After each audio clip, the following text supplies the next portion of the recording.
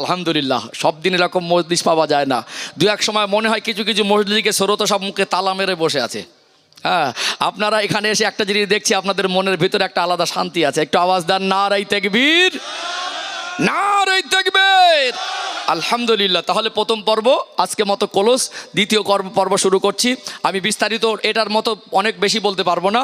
আমি জাস্ট ধনী থেকে কিভাবে আমরা গরিব থেকে একটু অর্থনৈতিক জীবনে ভালোভাবে অর্থ রোজগার ইনকাম করতে পারবো, সেই রাস্তাটা একটু বলে দেয় ইনশাল্লাহ। কারণ আমাদের সকলের মনে হয় যে অর্থনৈতিক অবস্থাটা একটু ভালো হলে ভালো হয়, নাকি ভালো হয় না? আল্লাহ কেন ধনী গরিব করেছেন এর একটা কোরআন হাদিসের একটা ব্যাখ্যা আমার কাছে আছে। ওটা একটু লং টাইম লাগবে বলে আমি ধরছি না। মিডিল থেকে কিছুটা কেটে দিয়ে আমাদের উন্নতির পথ যাতে ভালো হয় সেই রাস্তাটা কোরআন হাদিসের সমাধান আছে কিনা সেটা একটু তুলে ধরি ইনশা আল্লাহ। ও ভাইজানেরা, সোনার মানিক যুবকেরা, আব্বারা মায়েরা, কোরআনুল কারিমের 30 নম্বর পারায় সূরাতুল ফজরের 15 এবং 16 নম্বর আয়াতে আল্লাহ পাক জানিয়ে দেন, 15 নম্বর আয়াতের মধ্যে সূরাতুল ফজরের মধ্যে আল্লাহ বলেন, ফাআম্মাল ইনসানু ইযা মাবতালাহু রাব্বুহু ফাআকরামাহু ওয়া না'আমা ফায়াকুলু রাব্বি আকরামান। আমি আল্লাহ মানুষকে পরীক্ষা করার জন্য যখন মাল সম্পদ দেই, মানুষ বলে ফায়াকুলু রাব্বি আকরামান, আল্লাহ আমার প্রতি অনুগ্রহ করেছে। অধিকাংশ ধনী মানুষরা বলে আল্লাহ আমাকে ভালোবেসে অনেক কিছু দিয়েছে, বলে কি বলে না? আল্লাহ বলছেন আমি যদি কাউকে সম্পদ দিয়ে থাকি সেটা হলো পরীক্ষা স্বরূপ। সূরাতুল ফজরের 16 নম্বর আয়াত আল্লাহ পাক বলেন, ও আম্মা ইযা মাবতালাহু ফাকাদারা আলাইহি রিজকা ফায়াকুলু রাব্বি আহানান। আমি আল্লাহ মানুষকে পরীক্ষা করার জন্য যখন অভাব অনাটন দেই, দারিদ্রতা দেই, রিজেককে সংকুচিত করে দেই, ফায়াকুলু রাব্বি আহানান, মানুষ বলে আল্লাহ আমাকে হেয় করেছে। অনেকে বলে আল্লাহ আমাকে গরিব করে রেখেছে, বলে কি বলে না? দুনিয়াতে আল্লাহ মাল সম্পদ চাইলে সবাইকে কোটি কোটি টাকার মালিক বানিয়ে দিতে পারতেন। আল্লাহ তামাম কুল কায়নাতের স্রষ্টা, আমার আল্লাহ আমাদের দুনিয়ার জীবন কিভাবে সহজ হয় সেই ব্যবস্থা করেছেন। আল্লাহ রহমতের ভান্ডারে মালের কমি নেই।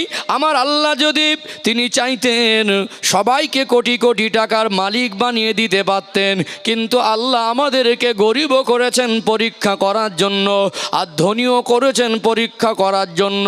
তারপরে অভাবী জীবনে থেকে কারোর যদি মনে হয় আমার বাড়ির পাশের মানুষের এত কিছু আছে আমার কেন নেই, আল্লাহর নবী তাদের জন্য পথ বলে দিয়েছেন। দুনিয়ায় অর্থ সম্পদ উপার্জনে অসুবিধা নেই। অর্থ সম্পদ উপার্জন করলে আল্লাহ পাক আপনার উপরে হজ ফরজ করে দেবে, জাকাত ফরজ করে দেবে, কুরবানির আদেশ এসে যাবে। এই এক্সট্রা আমলগুলো করতে পারবেন, মসজিদ মাদ্রাসায় দান করতে পারবেন, ইসলাম প্রচারে সহযোগিতা করতে পারবেন, এতিমের মুখে হাসি ফোটাতে পারবেন, অসহায় অনাথকে সাহায্য করতে পারবেন। এগুলো ইবাদতের মধ্যে গণ্য আছে না নেই? মাল সম্পদেরও দরকার আছে। নবী আমার অর্থ বিরোধী ছিলেন না। মক্কা মদিনার অন্যতম ধনী জিন্নুরাইন হযরত উসমান গনি রাদিয়াল্লাহু আনহু, তিনি তখনকার সময়ের কোটিপতি। আল্লাহ নবী তানাকে জামাই করেছিলেন না করেন নাই? একটা জামাই যেমন ধনী, আর একটা জামাইকে দেখবেন শেরে খোদা হযরত আলী রাদিয়াল্লাহু আনহু, তিনি আর্থিকভাবে অনেক কমজোর ছিলেন কি ছিলেন না? একেবারে অর্থনীতির অবস্থা অনেকটা গরিবী হালাত ছিলেন। আলী রাদিয়াল্লাহু আনহুকে আল্লাহর নবী খাতুনে জান্নাত হযরতে ফাতেমা রাদিয়াল্লাহু আনহার সঙ্গে বিবাহ দিয়েছিলেন। ও ভাইরা বাবাজিরা, দুনিয়ায় অর্থ সম্পদ উপার্জনে তো ইসলামে বাধা নেই। মাল যদি বেশি হয় হিসাব বেশি হবে, আল্লাহ পরীক্ষা স্বরূপ দেন। তবে আপনাদের বলবো আল্লাহ নবী বললেন পৃথিবীতে পৃথিবীতে আমার আল্লাহ যত বরকত দিয়েছেন 10 ভাগ করে 9 ভাগ বরকত ব্যবসার মধ্যে দিয়েছেন, আর 1 ভাগ বরকত আল্লাহ সমস্ত খাতে বন্টন করেছেন।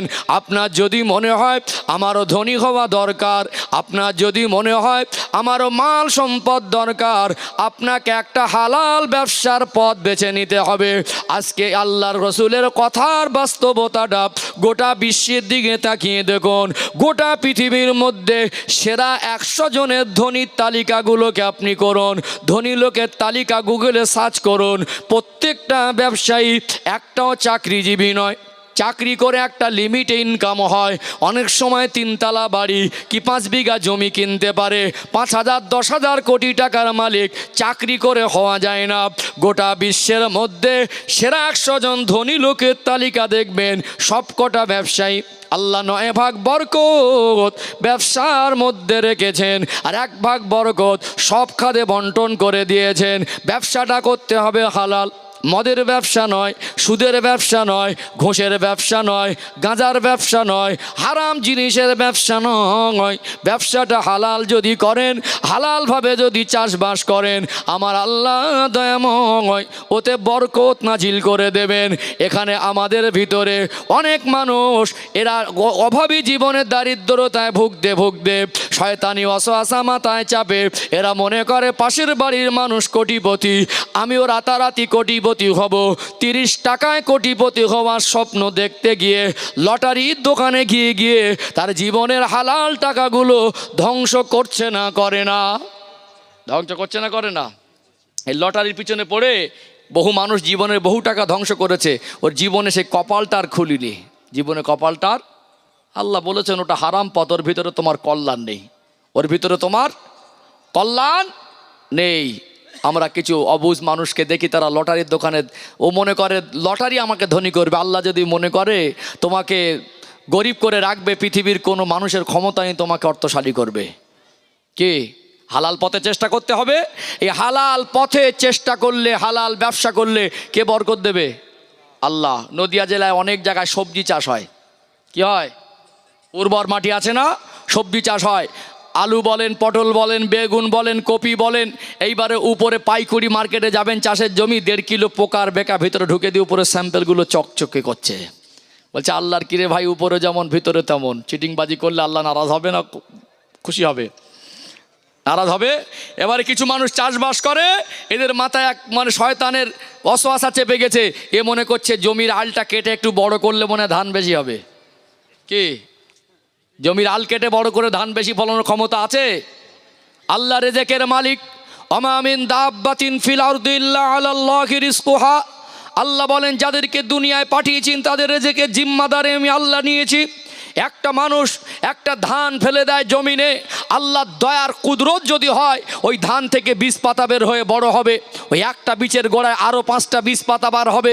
আল্লাহ একটা ধানের গোছ দিয়ে ওতে 10টা 15টা শীষ দিতে পারে কি পারে না? আপনি যদি চান যে আমি জমি বাড়িয়ে বরকত নেব, আমার ধান বেশি দরকার, আল্লাহ যদি চায় তো ওই ধানটা ফেলে দেবেন, পচে যাবে। দুনিয়ার টেকনোলজি, বিজ্ঞান, দুনিয়ার শক্তিশালী রাষ্ট্রপ্রধান সব একত্রিত হয়ে এদের বাবার 14 পুরুষের ক্ষমতা হবে না পচা ধান থেকে বীজ পাতা বার করবে? পারবে? আল্লাহ আমার বাড়িতে বৃদ্ধ বাবা মা আছে, নিষ্পাপ বাচ্চারা আছে, ভাই বোন বিবি বাচ্চা পরিবার আছে। আল্লাহ দানা ফেলে দিচ্ছে, এটা আমার কাজ।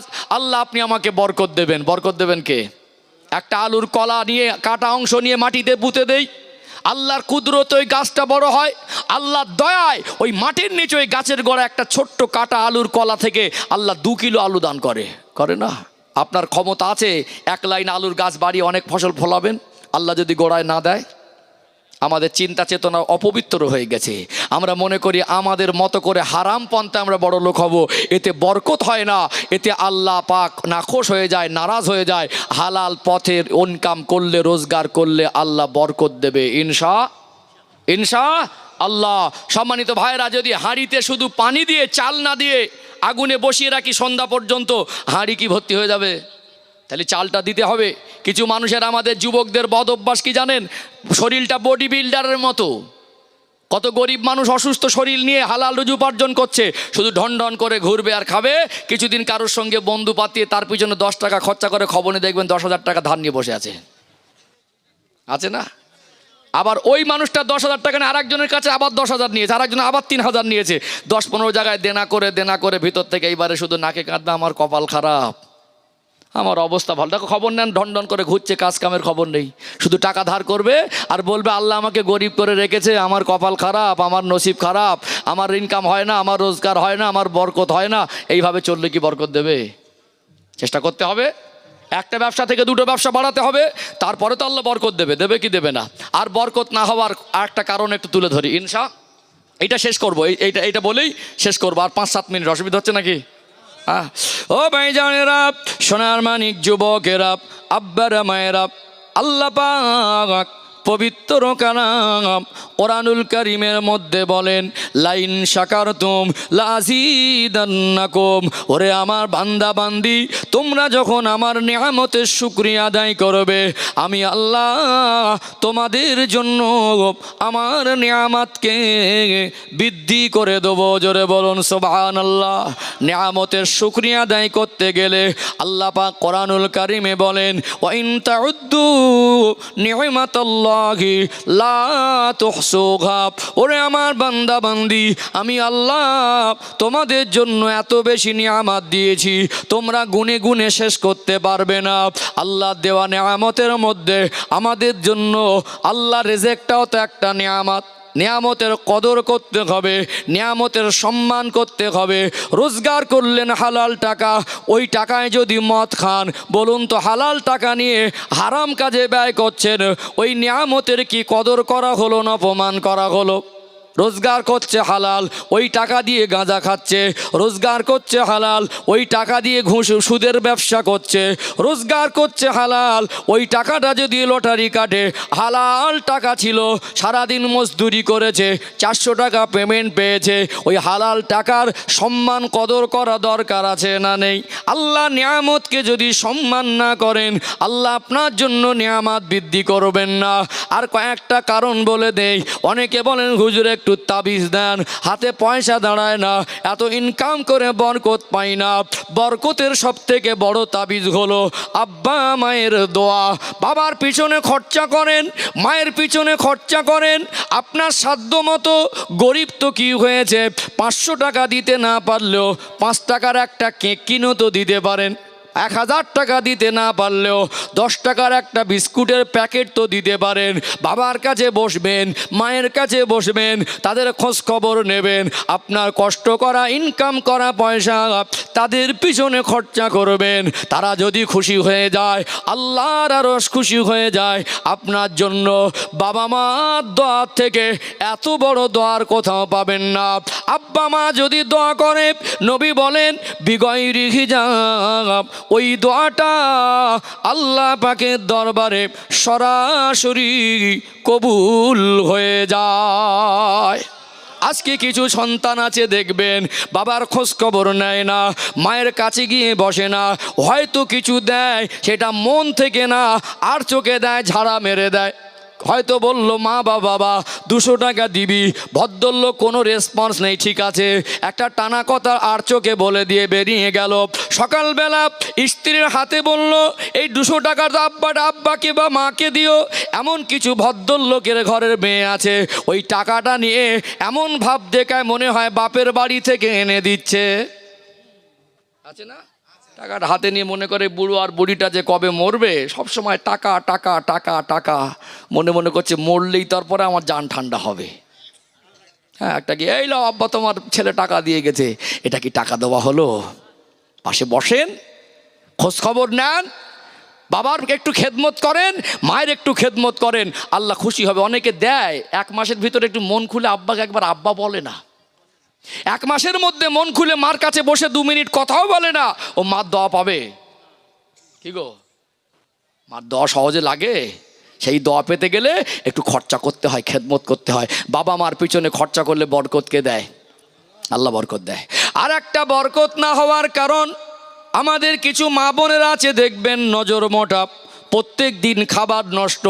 লাগবে 1.5 কিলো চাল, নিয়ে নেয় 2 কিলোর কাছাকাছি। লাগবে 1 কিলো সবজি, নিয়ে নেয় 1.5 কিলো।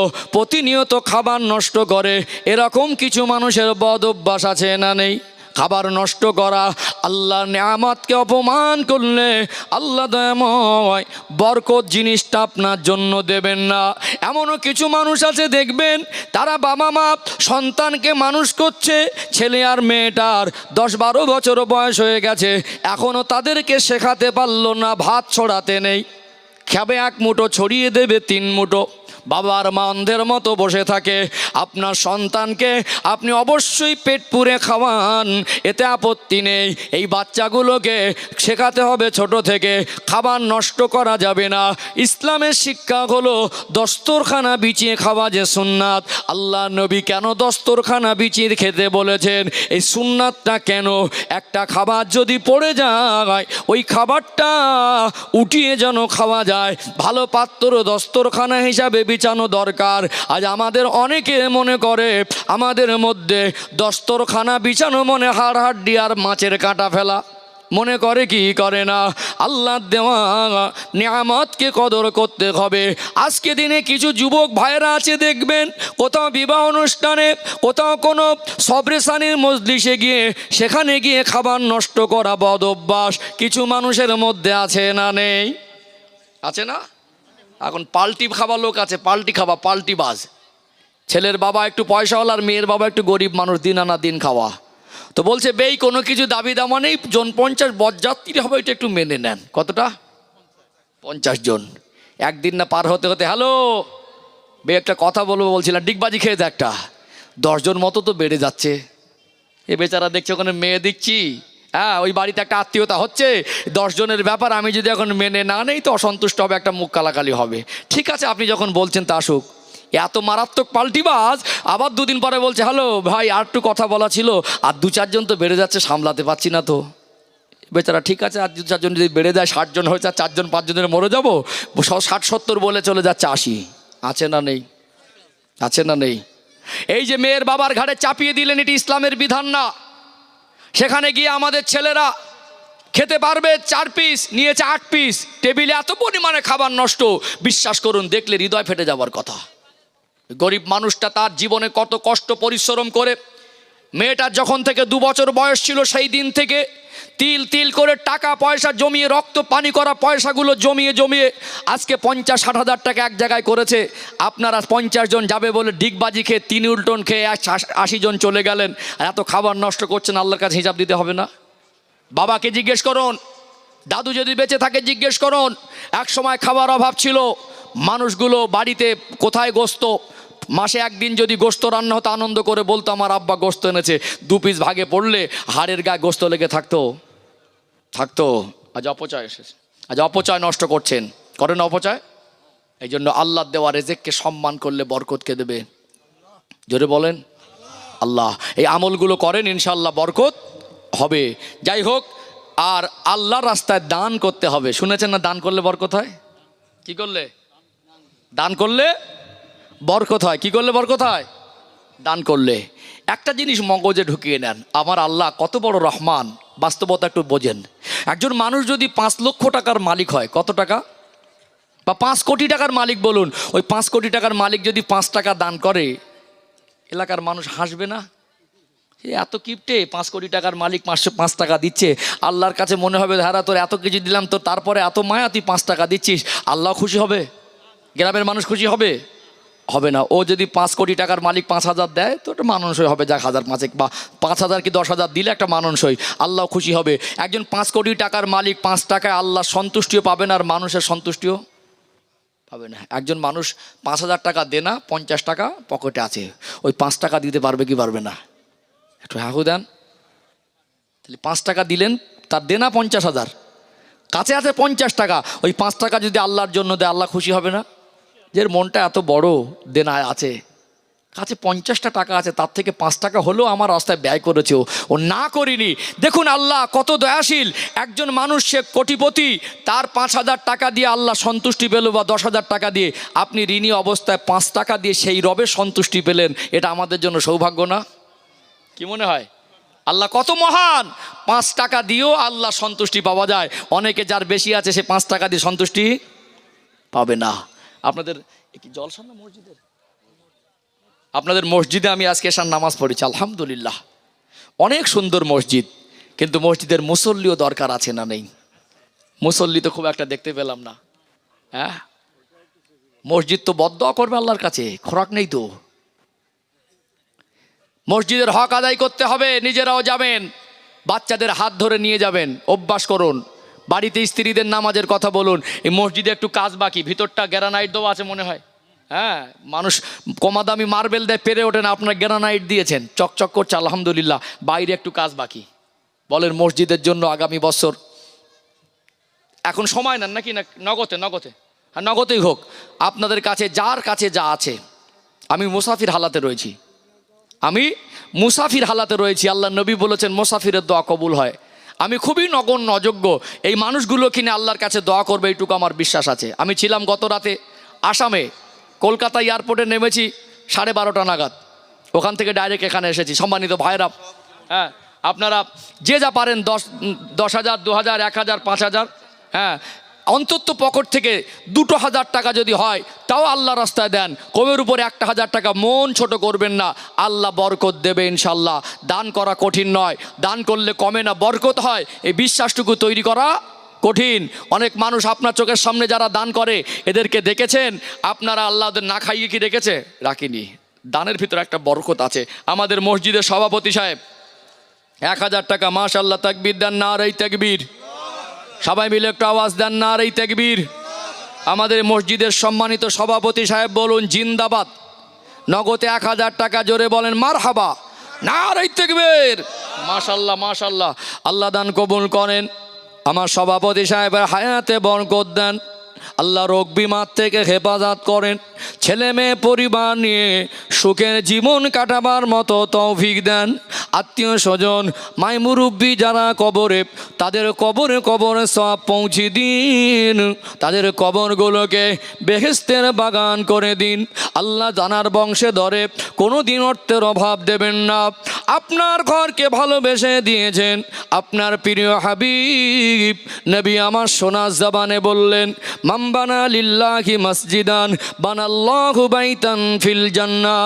আল্লাহর হাবিব বলেন, যে ব্যক্তি দুনিয়া একটা মসজিদ বানাবে, আমার আল্লাহ তার জন্য আল্লাহ দয়া জান্নাতের ভিতরে একটা স্পেশাল ঘর বানিয়ে দেবেন। আল্লাহ দানের ওসিলায় আল্লাহ জান্নাতের একটা ঘরের মালিক হিসাবে কবুল করে নেন। বলুন আল্লাহুম্মা আমিন। নারে